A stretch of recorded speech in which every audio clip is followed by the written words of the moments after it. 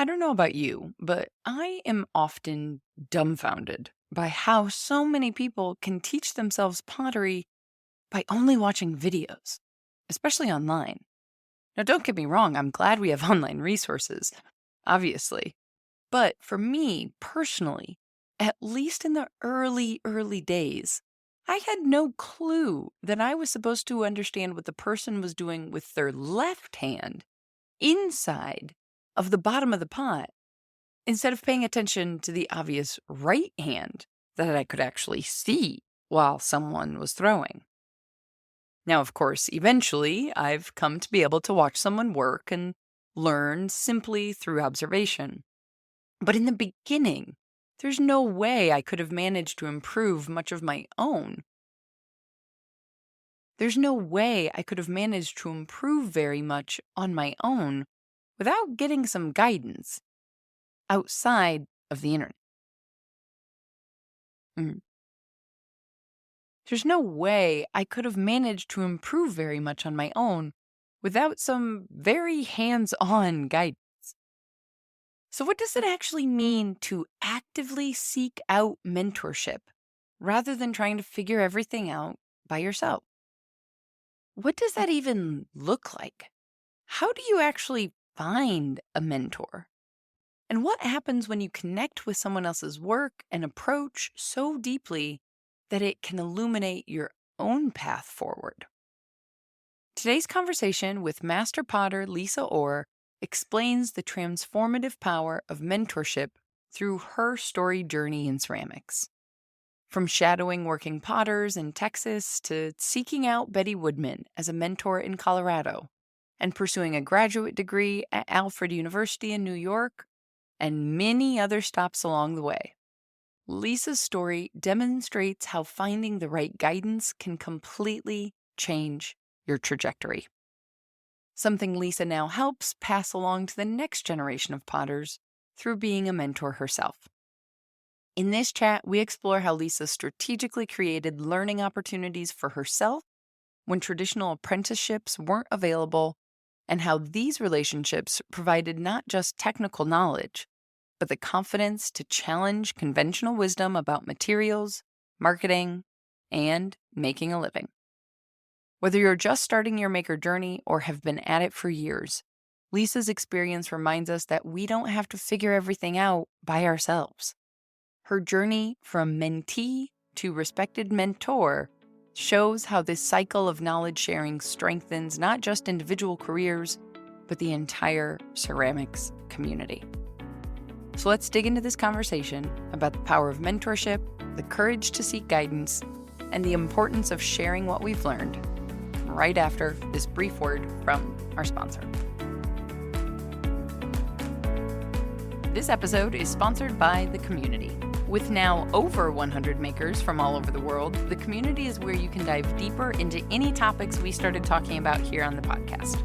Whether it's the debate back on episode 509 about choosing between Etsy or your own website, or trying to sort out what type of side hustle or full-time business works for your own personal life after hearing so many different stories here on the podcast. If you've been listening along and finding yourself wishing for more at the end of an episode, the community is that more. Learn about more of the perks of membership by visiting makersplaybook.com/community. Or send me a message and I can put you in touch with one of our members to get an insider's perspective. Now, on with the show. Welcome to the Maker's Playbook, the show where we talk all about what it's really like to make a living from the things you make. I'm your host, seasoned entrepreneur of 14 years, Rebecca Ikes Cara. Hey Lisa, welcome to the podcast. Hi. This has been such a long time coming. I feel like the last 2 years I've seen you at Nsika and we've said, hey, let's do this. And so I'm not glad that I'm not going, but I'm glad it made us actually get this recording scheduled. What? You're not going? I know. Travesty. Okay. I know. This is the, as people have heard me mention, the next 6 months are the make it or break it on this career shift for me. So it was like sliding all the pennies across the table to say, all right, this year we got to take a break, but we can drive to Detroit. So next year You're in. We'll be back with bells on. Okay, good. And all the Midwestern charm we will give people. Well, I am all in on this Ensika. This is my most innest Ensika ever. I'm doing all kinds of stuff. All right. Well, before we get to it all, people might know your voice when I say, hey, Lisa, but maybe they don't. A few people know who you are, but let's officially, however you want to introduce yourself, take it away. Oh, hi, I'm Lisa Orr. I'm a potter. Let's see, I need to mentally read my bio. What is it? I have been doing this with an eye to being a professional and so hardcore basically since 1980, which is when I was still in college. And I graduated in 84, went to grad school in 90, and did a research project in Europe, and then came back and was hardcore and still am. So and with a lot of teaching and a lot of all different puzzle pieces mixed in. Yeah, I think that's one of the big questions about, at least that we are getting from community members, about just all of the different aspects that have contributed to where you're at now. Because you're one person that I think of right away that has a very distinct style. Everybody knows, if I see a picture of one of your pieces, I don't need your name attached to it. I'm like, oh, that's Lisa Orr, Mhm. right? And if anybody hasn't seen them, as soon as they do, all the colors, the layers, there's just so much going on there that I don't know. How long has that been the style? Well, since grad school, I guess. But before that, I picked a mentor and moved to Colorado to study with Betty Woodman because she was doing low fire. She legitimized low fire. I feel like she was one of the people who did because low fire wasn't a legitimate art making material. When I went to college in the late 70s and early 80s, durability was key, and terracotta or any kind of earthenware, like white earthenware, which is what I use, wasn't seen as legitimate because it wasn't considered fundamentally durable. So, everybody was casting sculptures in bronze and stuff like that. You couldn't make some sort of installation out of like tissue paper and tape it to the wall or rub one of the grad students at UC Boulder when I was there for a little bit was rubbing like ceramic stain on the wall and, just like very impermanent, kind of expensive. So none of that. Cobalt stain on the wall that gets washed off later. Yeah, right. I'm not sure which color it was, but anyway, I was experimenting in all the styles. I guess an important thing to say is that you couldn't turn stoneware in for a grade at UT Austin back in the day, but you could turn in stoneware, which was considered a legitimate art making material. And so I did stoneware and I loved it. I took a whole bunch of workshops after I graduated. I'm from San Antonio originally. I went to UT Austin and came back to San Antonio after I graduated, basically to set up a studio happily in my parents' garage where they subsidized that garage space for me. They let me build a gas kiln in the backyard. And I was working doing that at the same time, taking all these workshops at what was then called the Southwest Craft Center, whose main amazing focus was ceramics. Like that was their claim to fame. If you wanted to take a pottery class in San Antonio, Texas, sometime in the 60s, 70s, 80s, 90s, even to the present, I think it's a pretty big department. Like they were a fantastic craft school where you could do that. But they got the former director of Anderson Ranch to come down there and bring all these megastars. All the megastars of the 80s came down there and gave workshops. And so I got to take Warren McKenzie's workshop, where it was important enough for him to show all of his tools and bring his setting as best as he could. So he brought a treadle pottery wheel, which was the first time I laid eyes on one of those. He drove it across the country to teach us girlies all about the amazing, Mingei and the Mingei tools he used. I'm noticing a universal truth of potters in that, like, the willingness to drive an aggressive number of hours just to bring all of the things, right? I'm thinking about the number of people who drive to Ensika with a trailer because they're bringing it's just... Yeah, that's commitment. And I think it's a testament to their authenticity. At least I believe so in the case of him. And Claire Ely and Kane and Michael Simon, I took his workshop twice and just all the people. And so I would always drag my pots in, my stoneware pots, and I brought my work in and asked them to give a critique. And so Claire Ely gave me a fantastic critique. And she said, your pots are really weird. What kind of pottery do you love? Like, what do you love?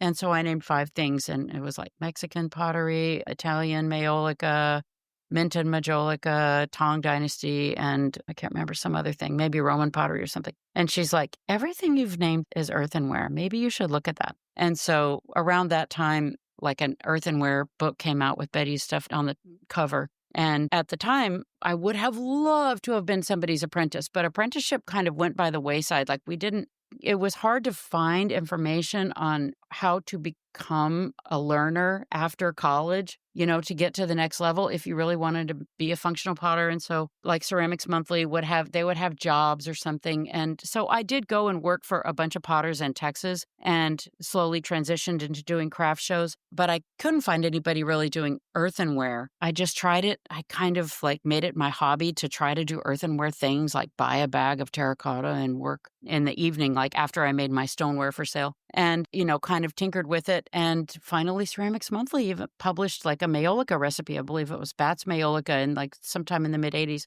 And me and my friends looked at each other and went, low fire, color. We could use this in our electric kilns. And we started doing that. So I sort of made a Maiolica body. And people in San Antonio who loved colorful earthenware were very influenced from Mexico. It's 2 hours from the border. And at that time, everybody went to Mexico all the time as a day trip. We all had Mexican pottery all over our houses. There was a lot of color. And yet I was trying to make like Temaku, and, San Antonians were like, we want to support you. But anyway, I switched to Maiolica because it was a recipe I could get my hands on, and it sold way better. And, it was lead free, which, I mean, honestly, I have been to a lot of parties where people would use, like, I know it's a big lead-based basin Mexican pot for a punch bowl because it suits the festivities, but, Put enough alcohol in it. it might leach out, and I don't know. Ooh, citrus-based punch. So I even began making lead-free ones of those, and we could talk about Mexico infinitely. I love visiting and talking about visiting potters and talking about that kind of pottery. That would be a different topic. But anyway, I released myself from the pressure of only stoneware as an art making material and began making earthenware. And then more and more things got published of artists using earthenware, especially Betty Woodman. And so I closed up my business after being, like doing craft fairs and having a little store after 5 or 6 years of just making. It was good training to make like lots of tortilla warmers and lots of potpourri steamers and lots of mugs and lots of pitchers and stuff and get my skills going. But I still needed a mentor. I felt like there were things I didn't know. I didn't know how to know them. I did not know how to train myself. I had read all the books in the library I could find. I needed to get out of Texas. So I went and studied with Betty Woodman at UC Boulder as a special student, and I found out I wasn't the only one. There was like 6 of us who just showed up and took a class, and you could kind of follow her around to all the classes. And I watched how she taught the beginners whose work she loved. Like they would throw it in the trash and she would pick it out and put it next to like a membraze pot or something on her piano, because it was naively beautiful and amazing and they couldn't see it, but she loved it. She loved a really fresh kind of wonky pot. And it was fun to watch her in action, loving those things. It sounds like there was such a serendipity, if you will, of timing in terms of, my brain can't help but wonder if Ceramics Monthly, or if there hadn't started an interest, even on the smallest bit, that earthenware could be a thing. Yeah. If that would have been 5 more years, if you would have been stuck making stoneware for 10 years instead of 5 years because earthenware wasn't supported, communally, if you will, or by the industry. And it was Betty, too. I mean, she had her house in Italy where she was just struggling and struggling to follow the canon of stoneware, like it was the big boys for God's honest truth or something. Yeah, like everybody, it's very abstract expressionist based. And then all the, like Volkas was kind of king of the heap. And I mean, Soldner, okay, admittedly, Soldner was doing his raku thing, but it wasn't for utilitarian objects at all. But I mean, then Betty lived in Italy, and I think she looked around after working out doing stoneware in Italy.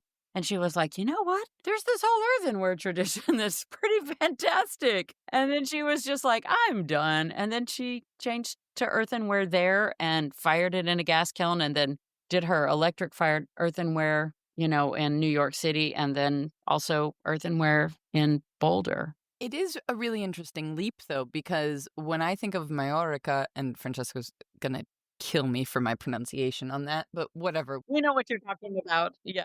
I'll have him record the word and we'll put it at the end so everybody. Put it right over. Yeah, like You can insert it, Majolica, or exactly, whatever, however exactly. you properly say it. I don't know, we'll put it at the front or the end so people can come to this episode and just right away hear it and practice, Mhm. like, "Okay, here it is." At this point, to me, it is and don't be mad at me for this, but in Italy at this point, it's kitschy.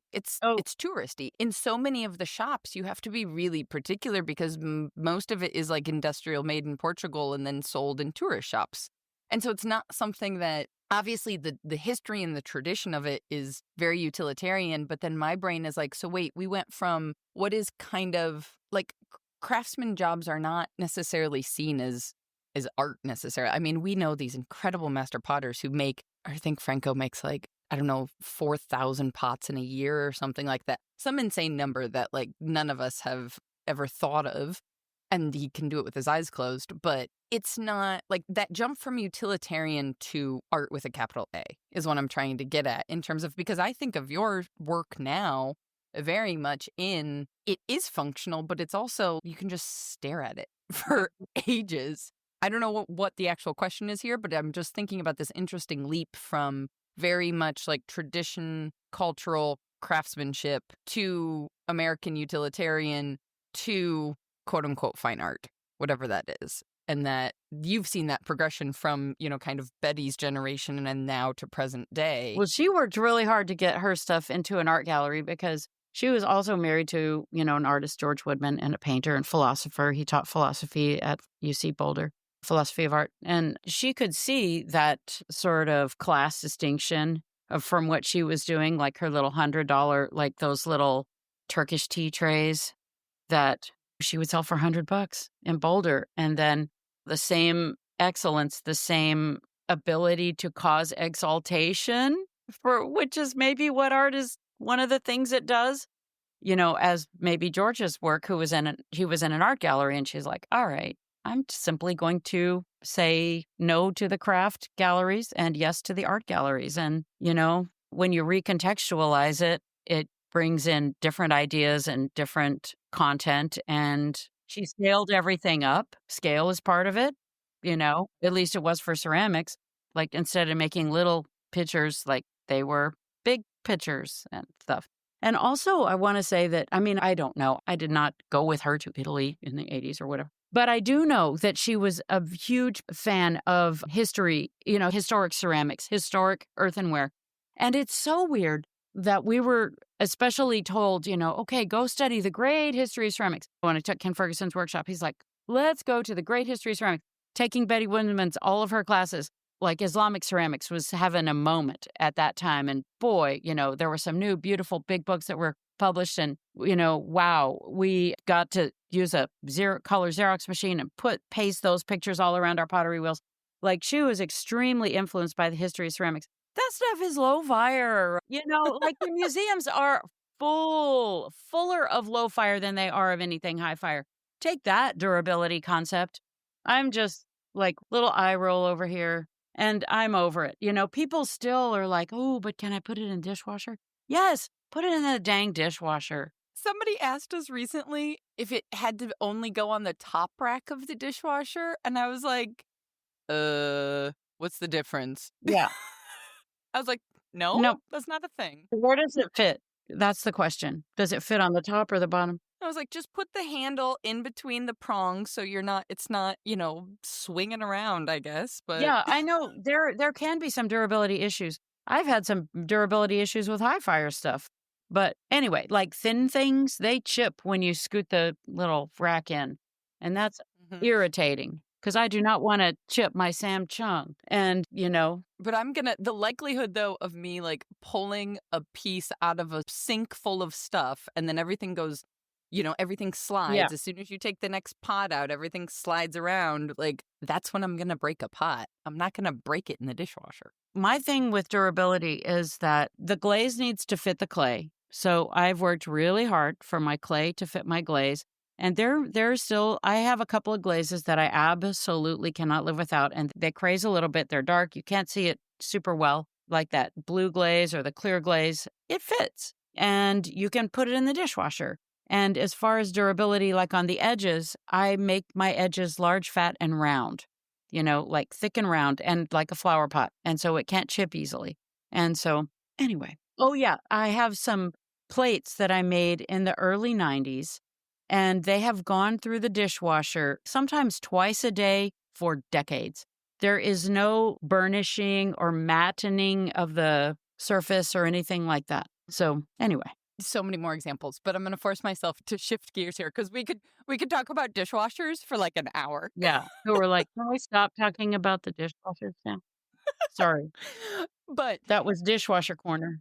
I'm just still so fascinated by the timing of, because when you were, like you were saying, initially you felt like you couldn't do earthenware because it wasn't accepted. And so then just in this, I'm curious if you feel like now too, just staying aware of what was happening in the, not just the ceramics industry, but also I'm assuming the interest of the quote unquote market, if you will, that there was this opening up, there was this opportunity to actually make this change, right? Because I'm sure that's a big thing to close down a store and a studio doing one type of work. And, it's easier when it's the type of work you want to do that you're switching to, but still there's an economic reality to it too. Oh, no. I made as many tortilla warmers as I could and paid off my car. I had a $1,900 car loan or something. Paid $67 a month.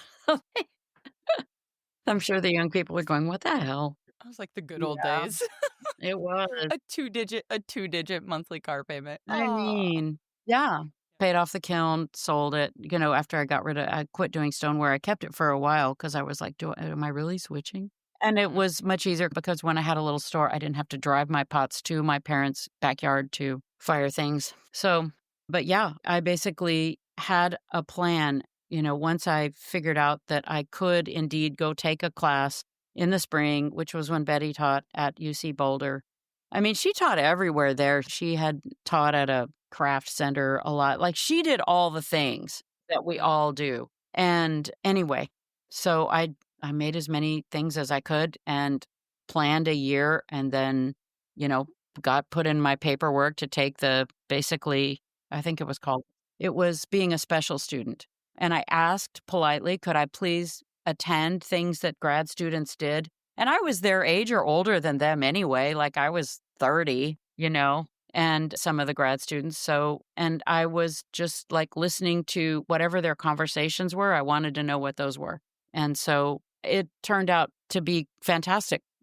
These were great things to attend. And so then I realized I did want to go to grad school. I had sort of set up my studio where I could go back and then I let it go. Like, I basically let somebody sublease it from me, and then I just gave them the lease because it was a wonderful, cheap little studio. So one of my advice to people making a living who want to have a tiny little store is pick something that is very affordable. This thing was $175 a month, and it was on a 5 points. It was on a restaurant strip in San Antonio. Was not the most popular store in town, but I mean, one or two people came in per day while I was making pottery, and they bought a tortilla warmer or a pitcher or a cup or something, and or a dinnerware set or something. That was how that went. I just saved up my money, moved to Colorado, and I hadn't had like a true mentor, someone whose work I connected with, and I just wanted to understand what they were thinking about and how they worked and stuff like that. And I was completely enchanted with Betty Woodman because I loved how the fluidity of her clay. I loved also in the early 80s, like it was sort of, there was a realization that that things didn't have to be round that came off the pottery wheel anymore. You could make an oval baking dish, and people like Cynthia Bringle were popularizing their way to do it, and Ken Ferguson was popularizing his way to do it. Like, everybody had their way to make the wheel was conceived as a tool that you could make a lot of shaped things from, not just perfectly round things.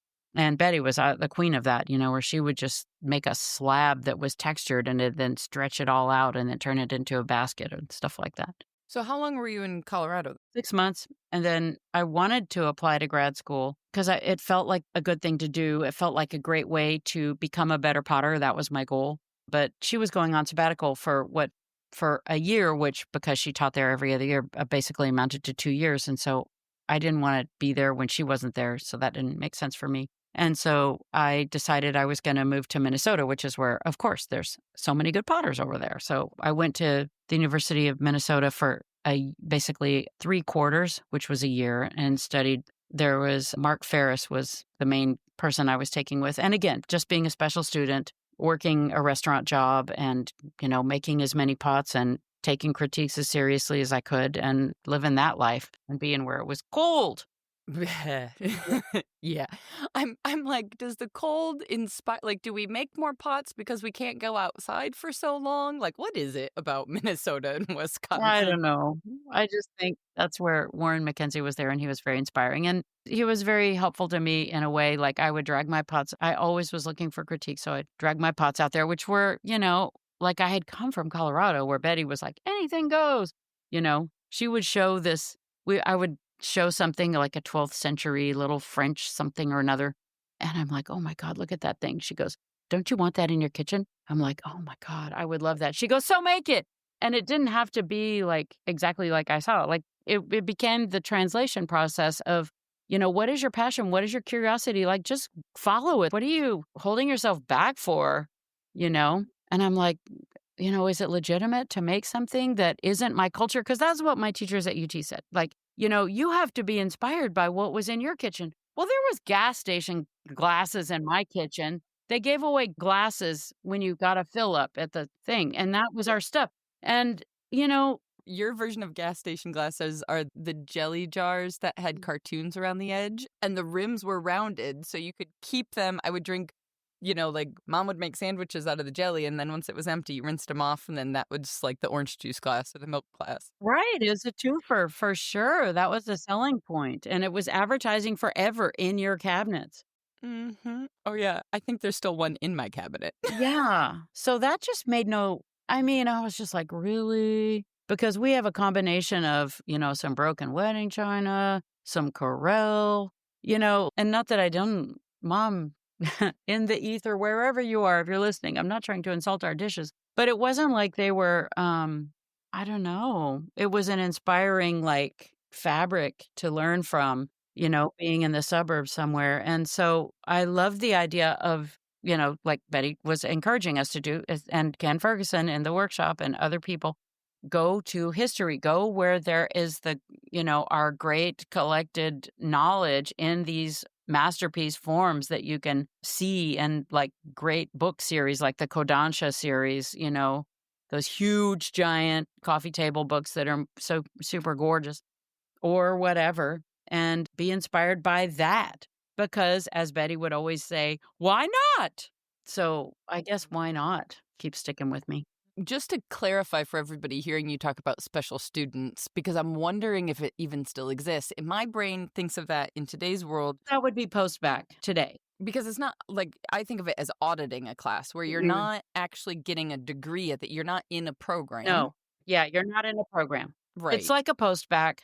It doesn't count for anything, but you are there to study under someone. So for anybody listening who's like, oh my God, I want to do that. I don't care about the master's program or whatever. They're going to search for something that's a post baccalaureate. Like it still exists. People Mhm. can still do this with schools Oh, or yeah, particular mentors, particular for professors. sure. Cool. And that's a great way. So Chris Daly gave me really good advice. He was one of the people teaching the workshops, and that guy kept being on the cover of Ceramics Monthly in like 1988 or something. And he's like, I'd always raise my hand in these workshops and go, to be a better potter, should I go to grad school? And all the Mingay people were like, no, just look really hard at your pottery wheel, like study the forms really carefully. And he was like, oh yeah, you should go to grad school to be a better potter, but you're not good enough. What you need to do is go study with somebody whose work you like, get a portfolio, then apply. Anyway, that actually, kind of worked out in a way. So I went to Minnesota and was there for 3 of their quarters. They're on the quarter system, or I don't know if they still are. They were then. I didn't get into that grad school, which was okay. It was disappointing, but I got waitlisted.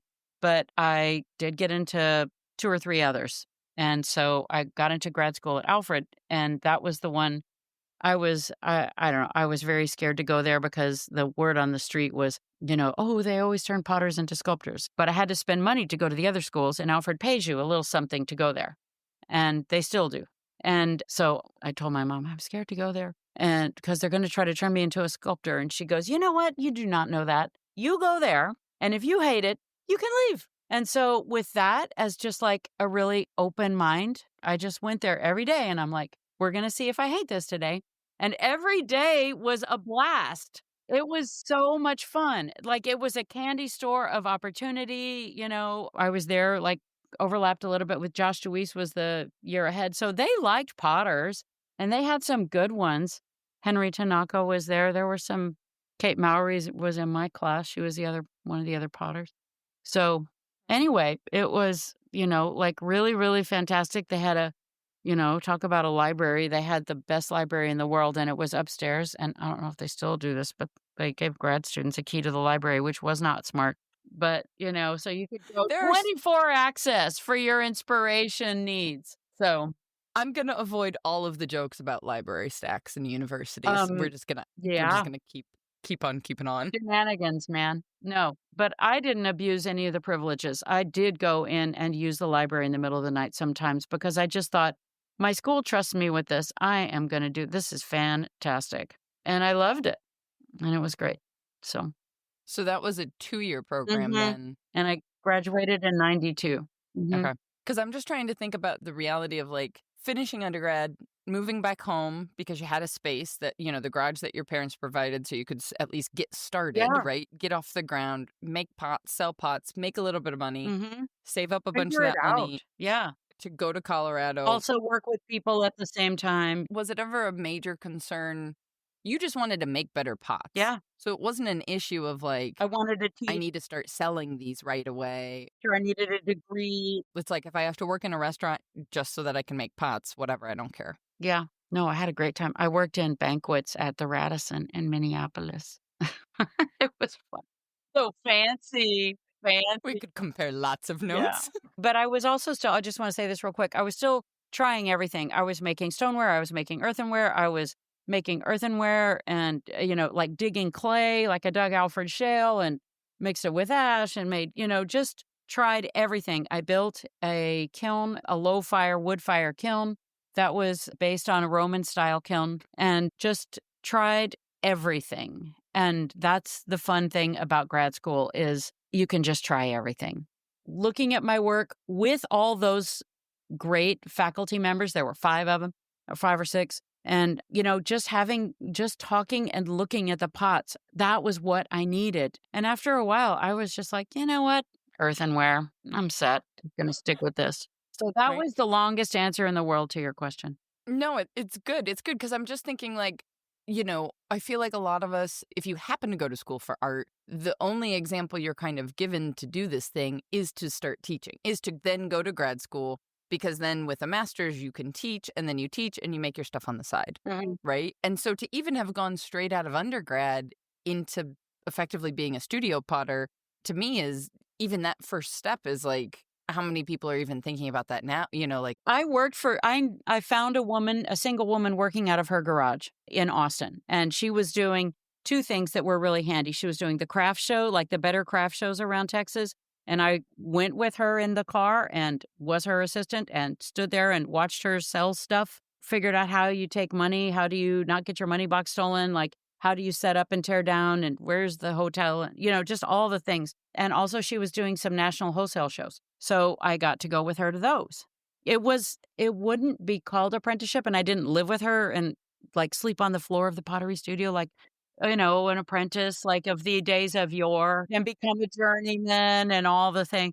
But it was me just kind of figuring it out for myself. And then another one of my pottery jobs was throwing piecework for somebody else. Like, here's the sample, here's the pointer sticks. You're going to make 125 of those today. Yeah, you get 5 cents a piece or whatever it was. Yep. I got $1 a piece. Nice. 75 cents for some and $1.25 for other ones that had a little handle, little teeny handle. But yeah. 50 cents for a handle. Oh my God. And what I had is my mission was I will not leave this seat, this pottery wheel, until I have 100 acceptable dollars. So he would come down and just throw out the ones that didn't look like their style quite enough and, that he wouldn't buy. And so he would buy them from me for $1 and he would glaze the inside and paint a bluebonnet on it and then sell it for $15. And it was kiln filler. Like, that was my job, was making kiln filler, you know? And the single woman working out of her garage, I was like I've loaded the kiln, I made the trash can of glaze, I packed the things. And, I learned, like, things I packed in the beginning broke, and it was a problem. Anyway, you just Yeah. learn. Yeah, you shadowed, basically. You shadowed. Thank you. Yes. So coming out of Alfred then, was it because you had had these experiences beforehand, which I think informs your experience in grad school so differently because you had seen people doing Mhm. this full time instead of kind of staying in that academic life, the beautiful bubble that is straight from undergrad to grad school where it's like I just get to think about these things and I get to explore and I get to kind of live in this dream world. Then you had other experience in between. And so coming out of Alfred, was there like, oh, okay, now everybody says go teach because you have a master's? Or you were like, right, here's how I'm going to do this? College jobs were still few and far between there like they are now. It wasn't my dream to teach at all. I like making and selling things, and I knew how to do that good enough. And so I actually, though, right out of grad school, I think because I had to work so hard to get my own education down, to learn from from historic pieces, I had a curiosity about, well, I had traveled to Eastern Europe, to Bulgaria and Macedonia, Albania and Greece, and looked at some pottery made in true actual villages there. And I had some curiosity about, like, is what Yanagi said about village pottery really true? Does that jive in these villages I saw? And so I was encouraged to apply for a Fulbright grant, which I never would have done had I not gone to grad school. And I got one. And so I got to go to Eastern Europe and study for a year there. This was the most humble way to say that you were a Fulbright scholar? That's a big term. Okay. But anyway, I was very curious. It was very fun, and I learned kind of what the lay of the land for other potters in other countries was, which was really exciting. So I sort of did a research project and wrote an article about this one family of Macedonian potters that I was most interested in. I lived there a year, and it was great. It was also really interesting to see a country coming apart in a war, like the Macedonia was southern Yugoslavia. There was a war and a genocide, but Macedonia was safe enough to be in and go to all the time from Bulgaria. Went between those two all the time. Anyway, I sort of figured out how the world worked in a way by living there and doing that. So I'm very grateful that I had that experience. And then came back and restarted. And again, I went back to restaurant work to just get enough money to buy a used kiln, just, rent a space, get started. I knew I just was going to do it for a little while. And I think I worked 9 months for a restaurant at night and did pottery during the day and kind of just started applying for shows and getting in and, applying and did some wholesale shows and stuff like that. And, started it all back up. This was actually a question that Jenna had about, for us as outsiders looking in, seeing you do a lot of different ways of selling. So between galleries, in-person shows, there's pottery trails now, the group shows that are pottery specific.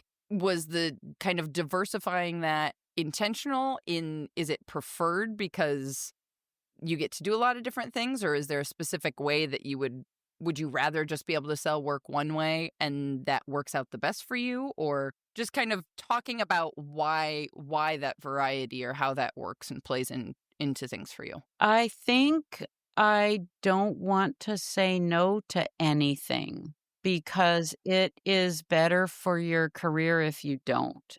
And Mm. so I just tried to make it all work, and everything was an opportunity. I think it's hard to sell in craft. For a while, I sold a lot in craft galleries and stuff, but man, the margins are low on that.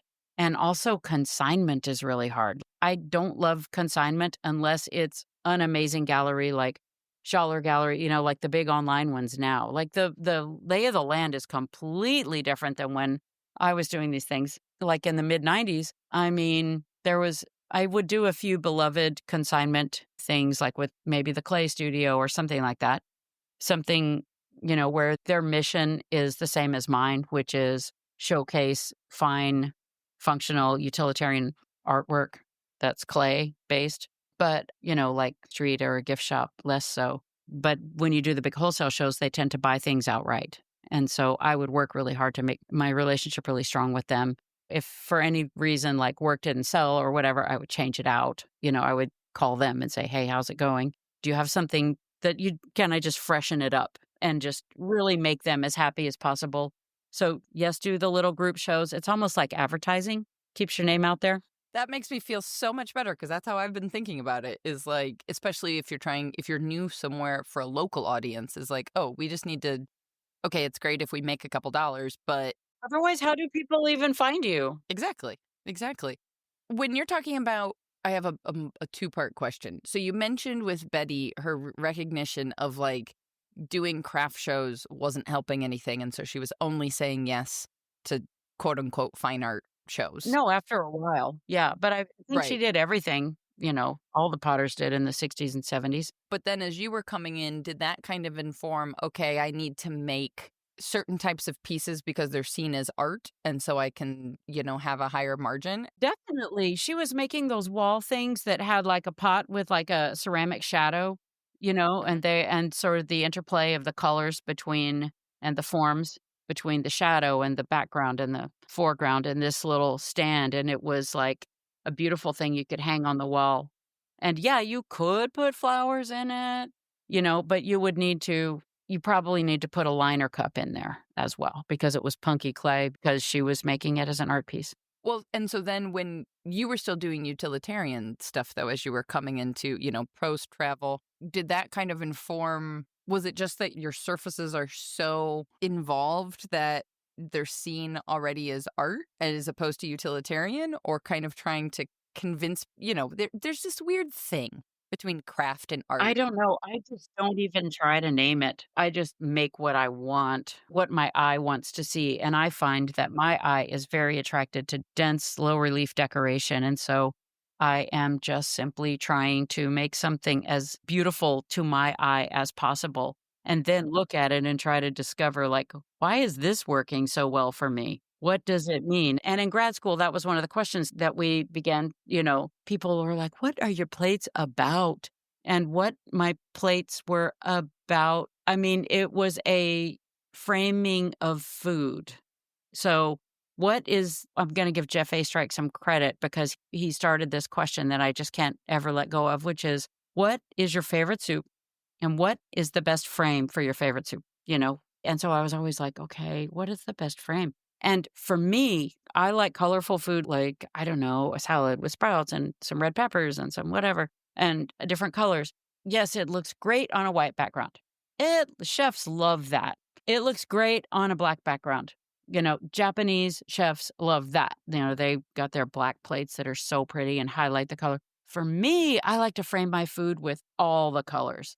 And I don't know why, but to me is what makes I like to frame. So my little elevator speech, somebody said, "What kind of pottery do you make?" I frame my food with the color signals of a healthy garden in bloom. I love all the color that a garden has because what is a garden doing? It looks like it's just sitting there, kind of still. Maybe it's waving in the wind a little bit, but it's got all these colors. The flowers are like signaling to something with wings or legs. Hey, come over here.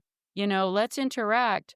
I have a hidden agenda. My hidden agenda is, you will move the pollen around or whatever. And so, like a garden, I love Michael Pollan's book. I can't remember which, A Botany of Desire, maybe. He is like, the plants are all manipulating us to interact with them. So you make manipulative plates. Yes, and so I want you to interact with them. That's my goal, just like Michael Pollan. So what does color do? What is color for? Humans co-evolved with the ability to see certain colors. Red is the most recent color addition to the color spectrum, which is why 4% of men do not see red, but Red, green, colorblind. yep. Uh-huh. And there's other kinds of color blindness too, but that's the most common one. But anyway, if your job is picking ripe, colorful fruits like raspberries or something, you don't see it. And it's not your highest and best use. But most of the rest of us can, and we are attracted to it. And then what do? We do what the plant tells us, which is we grab it, we eat it, and we drop it somewhere else, usually with a bunch of nutrients that are going to break down and replant it somewhere else. the plant gets what it wants done. So anyway, I am thinking about the color signals of a healthy garden in bloom.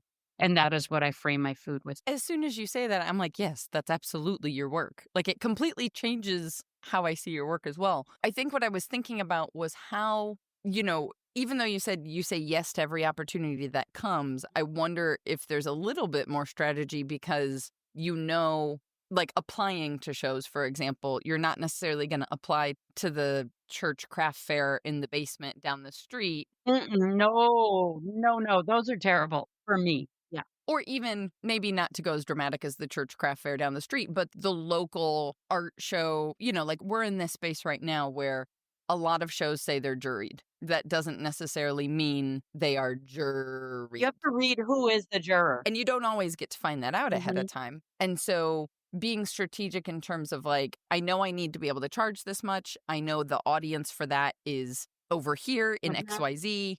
So, I guess what I'm getting at is I'm assuming you kind of got strategic about the type of work you make in terms of, I don't know if it's the objects or, a butter dish instead of a snack bowl or something Mhm. to get into those kind of shows Mhm. instead of, I'm thinking of our stuff as super utilitarian, but it's not necessarily going to jive with a Cherry Creek, for example, Uh-huh. because it's so utilitarian, right? Mhm. There's a high level of craftsmanship in there, but when you're looking at it a picture, it looks kind of like a plain pot. Right. I know that I figured out really fast that, yeah, at my first craft show, I made $1. I had some dollar items, if you can imagine, but the person selling crocheted like ducks in nest pot holders hanging on the fridge with a magnet was selling like hotcake.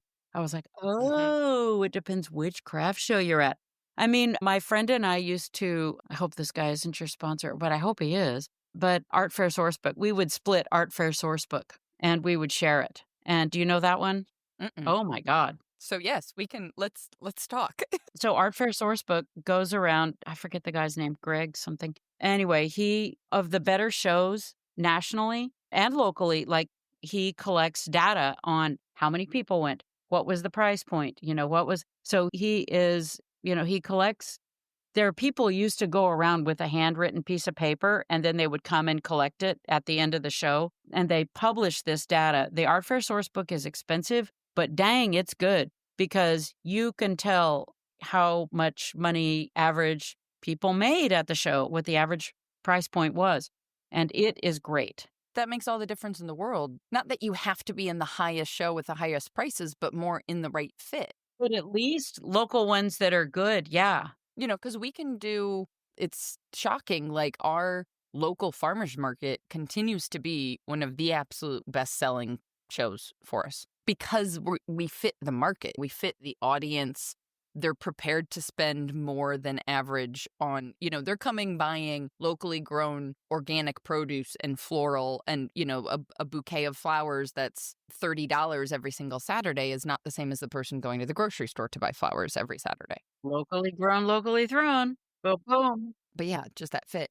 How does that play with, we're mentioning wholesale. I'm assuming you don't make the same stuff for a wholesale show that you're doing at a fair. I do pretty much. Like I have my things that I like to make, and I like to make what I like to use. So I make a lot of cups because everybody buys those. I make a lot of butter dishes. They're one of my signature items. I make pitchers because people use them mostly as a vase, to be honest. Let's see. I have my things that I think I invented that I'm very proud of, like my flower brick candlestick that flips. And I price them because if I'm doing a craft show, like if I'm standing there by my stuff in the sun selling my own things, I am paying myself as the gallery at that point. I'd never undercut my galleries. And so people are always like, how do I price this?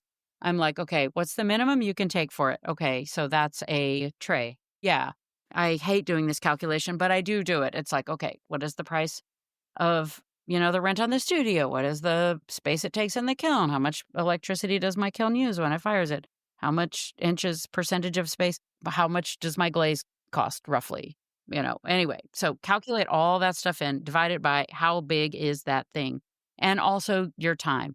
Like some things take more time and some things take less time. A gigantic bowl might take less time than a teapot, and yet they're the same price or something. So I do that calculation and I figure out what is the cheapest price I can get for this object. It's like a tray with handles, let's say. And so the cheapest price, like if I was giving it away at cost, would be $70 or something like that, because that has all the things in it, including my labor.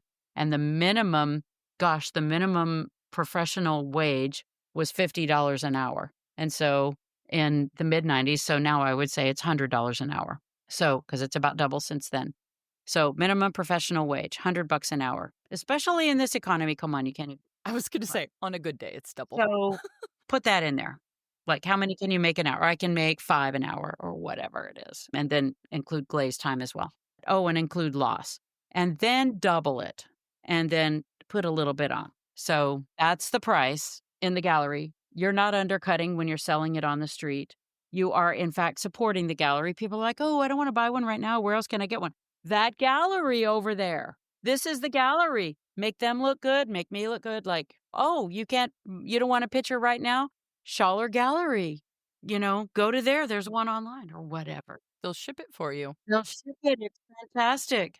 You're visiting a friend and you don't have space in your suitcase to take this home? No problem. Right. Exactly. So, highlight both of them. And yeah. This may just be untrue rumor, but at some point, and I don't remember if we were talking, Nsika conversations blur, so who knows. But did you make tiles? Yeah, I make tiles not to sell per se very much, but if somebody comes to me and says, oh my God, I would love accent tile or whatever, for my back. So yes, have I retiled a few kitchens, including my own? Yes. Did at one point, was that like a big wholesale thing? I swear that we were talking that I may have accidentally lied about you to people. Not really.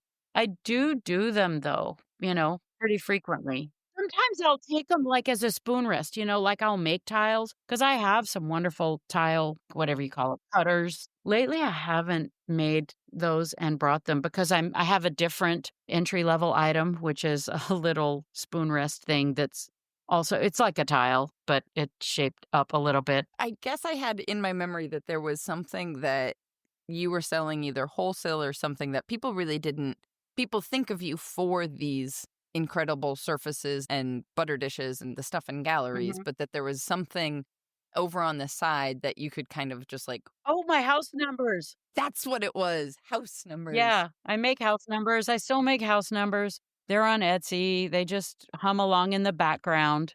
I think we'll ship 3 sets this week. And, it just chugs along. And that's also a good training, the house numbers, and they're called catch-alls, like the little spoon rest things. Those are good training for new assistants to get used to, trailing some slip and adding some sprigs here and there. They can make all their mistakes on those, and it doesn't matter. That's the common thread I keep finding in so many people that are quote unquote studio potters, right? They're not supplementing revenue with teaching or other stuff, but are just there's a thing that sells like hotcakes and you can make it with your eyes closed and you just keep it on. You maybe control it in a way that it doesn't take over all of your time to where you can't do your creative stuff, but that it, like you were saying, assistants can help with it and it's not like a huge burden. Oh, that's assistants 100% do the whole thing. I teach them to glaze using those. It's great. Because if if the glaze is too thick or too thin, it just can't be fixed or whatever, we can just toss that. It's fine. Those are perfect training ground. That's one of those things, like we were saying before we hit record, that people don't necessarily know that's going on in the background. And yet I assume it's probably a huge reason that you've been able to keep going. Oh my God. It's 50%. If I'm doing a show, where I'm out on a street, or in the park or whatever, those things, they're at least half my sales usually because people are like, honey. So you do still take them to an art fair too. It's not like you're hiding it under a different brand or whatever. No, I was ashamed of them at the beginning for sure. Yeah. Because I just thought I had to be much more serious than that, to be perceived as serious. And so I did trying for a while to have a separate, work with other people separate from the art brand, but it just was a hassle to keep them separate. And then my true artist friends would come over and they'd be, oh my God, look at these house numbers. And I'm like, are you sure these are, I make them as beautiful as I can, and I truly love them. I think they're beautiful. I mean, in that same vein, so many people are trying to figure this out, right? And figure out how it works. And I think getting back to some of the questions we had from the community, Rhiannon was asking about, how to build up this career, build a public reputation. You've seen so much change also from the 80s to now in terms of just technology and social media and like, How to sell your stuff. Yeah. yeah, essentially. And whether or not that can maybe still be done now. I think it could be done better now because, I mean, you can become Insta famous so Insta easily. It's like it might not have something to do with the art world, but yet you're selling like crazy, you know? Do you think there's still a way to do it without social media? Offline? Maybe, I don't know. One thing is also be really like I'm thinking about writing articles, like be a member of maybe the NCECA community, more the scholarly community, the education community, Mm. like learning there, writing articles, like somehow getting known that way. Yeah, kind of I think of like the academy, if you will, that like if they say your work is good, then even people who aren't artists will know. Like, I can't think of Rhiannon's in Australia, but I know that there's like a few schools and universities there where like Sandy Lockwood used to teach and stuff that Mhm. are the entire community knows that school, right? It has a reputation. I don't know exactly what you would, I can't write an article on. I don't write articles to try to write articles. I come up with something and people are like, you should write an article on that. Like color. Like one of the reasons I have thought so much about color is because I researched it and wrote an article about it because somebody said that was a good idea. So Rocket kilns. Rocket Counts, that's coming up in April of 2025 of Studio Potter Magazine. So watch for that. Noted. Noted. Now we have to time the interview with the. I just got really strategic in my brain really quickly. Yeah. Do you feel like there's something else that, when people are looking at other potters who have figured out how to quote unquote make it to get this thing to work that nobody is seeing in terms of, the obvious is like when you have a spouse who's Who has a job. investment banker. Right. So there's that. I feel like things have changed for me in terms of that. I think one of the things that is not stated very much is that sometimes people inherit money, or sometimes people have another way that their life is supported, that they have some freedom. And I feel like I didn't have that in the beginning until recently. And I've gotten to be a certain age and my mother passed away and I inherited some of her teacher's retirement and it gave me a down payment for a house and, things like that. This isn't really, I, but, we were talking earlier when you and I both do this, we look at like an offering on Instagram or something, and I'm like looking at I'm looking, okay, I can see how many objects are being sold. Okay, I am calculating the price. I am calculating the potential income. I am looking at what month is this?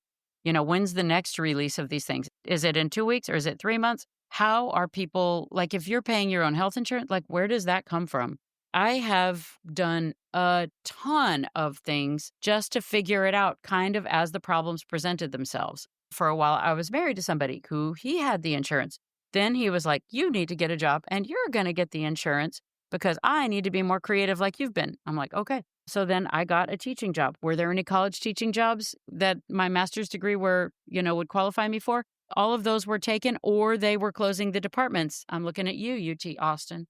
And so I found a job at a private prep school, not necessarily because it was my passion in life to teach that, and that was my be-all end-goal, but I needed a job that had insurance where I could be pottery oriented. And I just was like, all right, this is what I'm going to do. So I had, for a long time, 2 full-time jobs. I would go to the school during the day and teach the children and, do whatever. And even sometimes make my own art there a little bit if I could, because technically it was a teaching artist job. And then go home, take a nap, get up, and go to the studio and make teapots or whatever and send them to a show and just continue doing that in the background. For a while, I made 3 films with a filmmaker. And so I had This is why I love this question. What? Yeah, and so for a while, I was selling DVDs out of a backpack at NCECA, like, I didn't back when they would screen, like, the new videos, there was a long time ago, and it was somewhere in Massachusetts, Cambridge, I don't know where. They used to sell pottery-oriented, clay-oriented media, and it was like a little flyer, and it was like it wasn't a DVD, what am I saying? It was a VHS of Maria Martinez, you know? Like, it was a long time ago. Oh, but then it transitioned to DVD because I don't know this with clay, but this clearly happened with every medium because this totally happened with photography where you would like go to a conference and there'd be a table in the back of the room with just a row of those plastic DVD cases, and there'd be a few VHS there still because they were clearly transitioning, and then Lord help you if you had Blu-ray for a second because that did not stick around. But a Blu-ray will play a DVD, thank God. But anyway, I still have some of those. I still have some plastic DVDs, but I haven't made them available just online to look at. But anyway, for a while there, I was selling DVDs, and I always taught some kind of lessons. I always taught workshops. Workshops are a great moneymaker. And also, it's like shooting fish in a barrel to sell the workshop people the pottery that you're bringing also. I mean, sorry to be so crude, but it's a little bit like that. Like, It's a captive audience. very. Thank you for buying the pots from the workshop people. And I have gotten some of my great pots from workshop people. I had a couple Michael Simons from workshops I took. So I am all in favor. I have a Clariolian or two. Workshops, you know? Okay, I'm coming to visit. Yeah. Oh my God. Yes. I have a very pretty one of those white pitchers. Like, oh, anyway, I am all in favor of buying one of my great loves of my career is being able to, I let myself buy the pots because I love to love on them. I love to learn what I don't know yet and just see get really into this person's vision. And I love, love, love those Schaller resale things where they bring out the pots from someone that's been like in a collection for 20 years or something. I just got a couple of new ones. I'm just like, they're new to me, but somebody bought one in Japan, another one in Korea, and another one in these United States. Pieces I'm thrilled to learn from now. Anyway, so let's see. I used to say I had 6 income streams. So when I took a class in permaculture, let me back up. John Gill one time gave me the insight when we were trying to figure out what was I doing in grad school. He's like, your work is a garden. And I'm like, oh my God, I needed an outside person to tell me that because it is so true. And so I have made my garden as lush as possible because those are my thoughts. That more is more is how nature keeps things moving. There's an abundance. Seeds feed, they plant, they decompose, and then they turn into something else. And so abundance has a purpose. So I will name the 6 streams of income that I had for a while. So one of them is like selling my pottery. That's exactly the pots that I myself want in my kitchen. And I just make so many of them but I make them with all my love and they go out into the world as objects I love as like art pieces. And some of them are wholesale. So that's one. Some of them are me standing at a craft show. That's retail. Sometimes I sell some DVDs. I still have some, whatever. Sometimes I sell house numbers. I do workshops is 5. Sometimes community classes. I can be talked into that at times to do that. And that is 6. Maybe when I was teaching. Yeah, that was 6. Right now, oh yeah, cohorts. Hello. I was just going to say, teaching in general from, Oh yeah, I still do that. before it was at a prep school, now it's mentorship with clay cohorts. Now it's mentorship of adults, yeah, and so I'm doing that, and now the rocket kiln has come around, and I'm doing. Sometimes I do a pottery workshop, sometimes it's a rocket kiln workshop, and sometimes It's both. It's both. They're like, okay, we're gonna do it all. It sounds to me like the kind of answer to the longevity of this career is also in staying aware of when it's time to do something new. Not necessarily with your work, but like, okay, we've been selling this way for a while now. Something is shifting. You are still doing art shows, but maybe you're doing... I sell stuff on Etsy. I didn't even say that, Yeah. the house numbers, I guess, but I throw pots in there too. I don't advertise it. I don't say, I just did a big Etsy drop and it's all going to be gone in 2 days or whatever. I don't do that. I just put some on there sometimes and just let people find it if they do. Which is the whole, I mean, this opens a whole can of worms of a different discussion, but if you're going to use Etsy, that is kind of the whole point. If you're bringing people to Etsy, then sell on your own website and don't give them the extra bucks. Mhm. But I digress. There's a different episode that people can listen about that. Okay. I've already dug into that whole subject. But yeah, having a repeat item like a house number on Etsy is exactly the purpose of that platform. You Mhm. know, one-off pieces is you're fighting an uphill battle, like a salmon in a stream Yeah. or something. But I mean, I also think that I feel like there's some economic shakeups coming our way. And so I'm looking around going, I don't know what we're going to need. I don't know who's going to be buying what in the next few years. It's interesting. Yeah. I had somebody say once that it was a matter of, there will always be ebbs and flows, and that when it's flowing, you save up enough to get you through the ebb. You can't assume when things are going great. It would be like if you first started selling pots the first time ever in November, Hmm.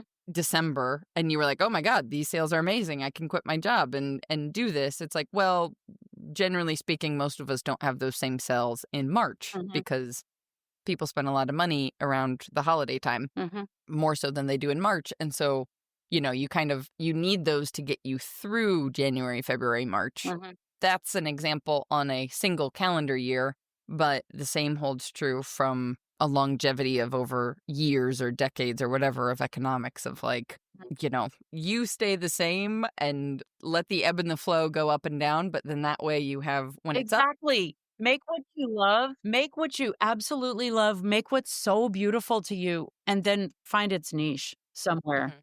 I feel like that's what Betty did. She was like, you know what? I can do better than this. I am looking for my niche in the gallery. And that is kind of like being in a New York gallery isn't my thing. It's not my culture and it's not where I shop. These are not my people. Like, I feel very comfortable being an oddball, colorful studio potter, you know? Yeah, but also you've gone from Texas to Massachusetts, which to me are completely different I cultures. didn't expect to do this, but yeah, but here I am. In the snow. I don't know. It's kinda good to be out of Texas right now, although I love Austin, and I love all my friends in Texas. I miss them. How long ago was it? It was only a few years ago. 3 years. Okay. Yeah, getting used to it. Which, I mean, that's a whole nother subject probably for a different day because I've kept you long enough in terms of moving as a potter is like a whole undertaking. Oh my god. Yeah. It's not like you just, roll up a few tubes of paint and set the easel back up. No, it was and I'm equipment heavy. Like, I have a little it's a ram press. It's a homemade ram press, but it's still like a heavy object. And I have a very large L&L kiln that's like one of their largest Da Vinci's, and that thing was, and it's kind of older, so not great to move a big old kiln, but, so it was down to hiring a crane.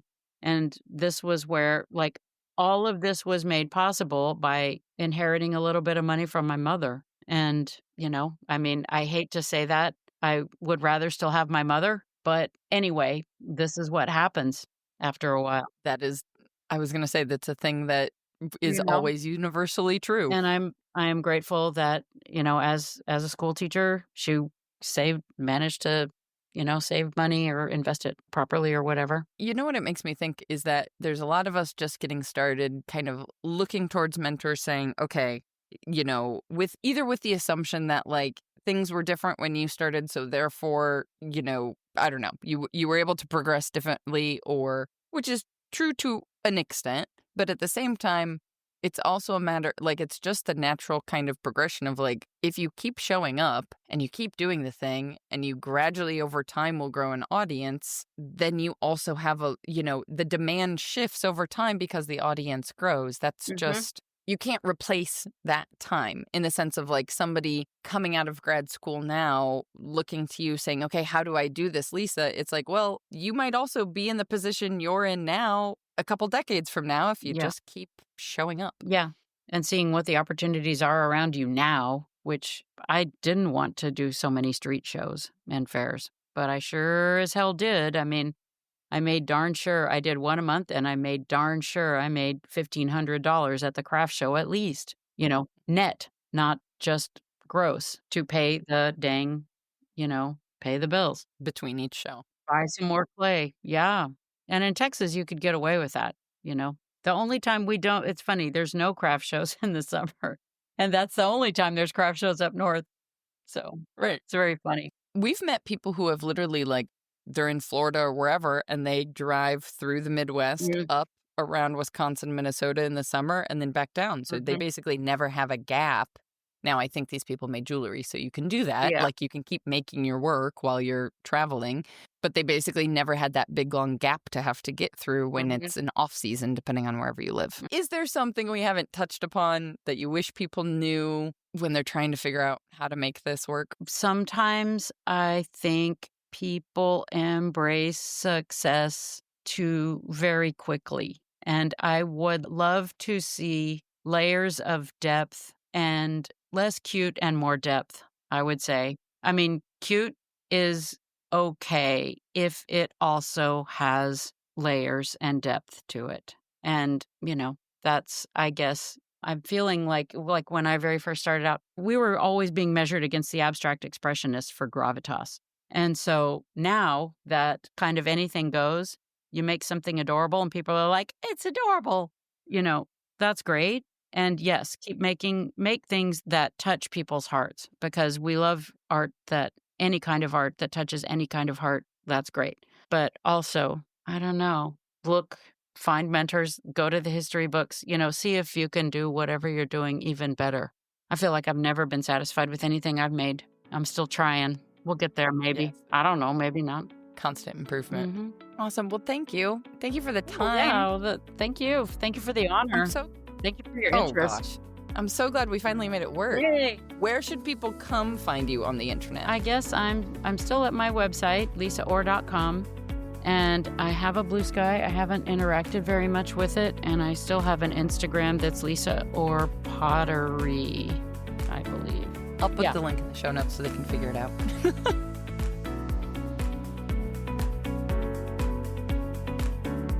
This reminder from Lisa at the end here about the creative dangers of running with perceived success too quickly, it hits home for me.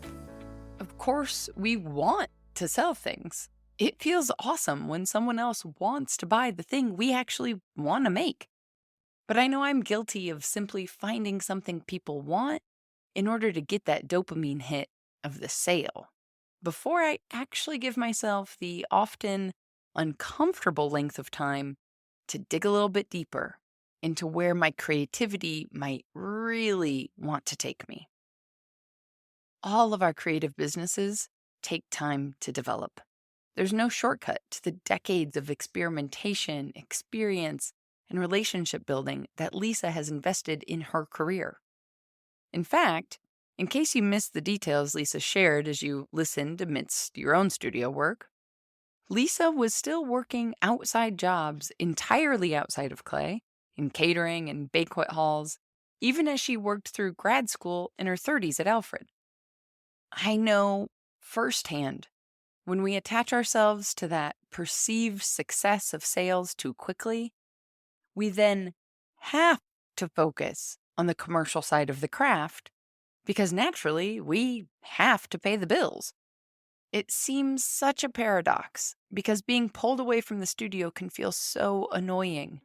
However, keeping an income source outside of our creative pursuit, like with Lisa's work in catering for a period of time, well, oftentimes that can be the most creatively freeing decision we can possibly make.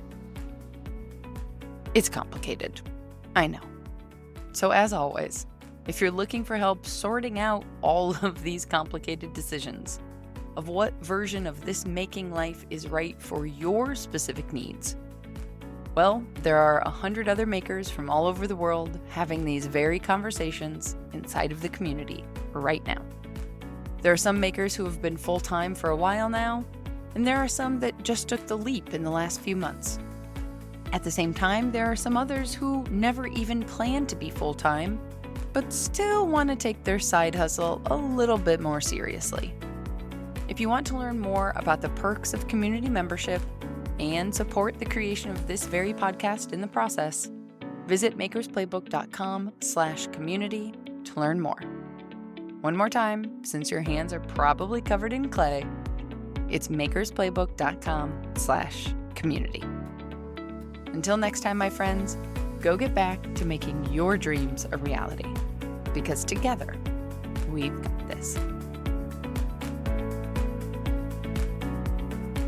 Audio post-production of this podcast is made possible by help from Kirsty Kotzfan, with promotional material assistance from Queenie Maliki.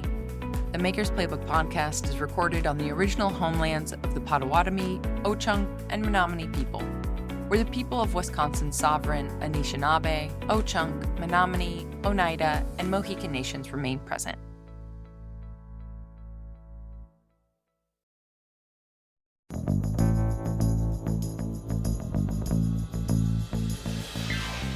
This podcast is a production of the Brickyard Network, an extension of the Archie Bray Foundation for the Ceramic Arts. To find out more about our lineup of ceramic podcasts, visit brickyardnetwork.org.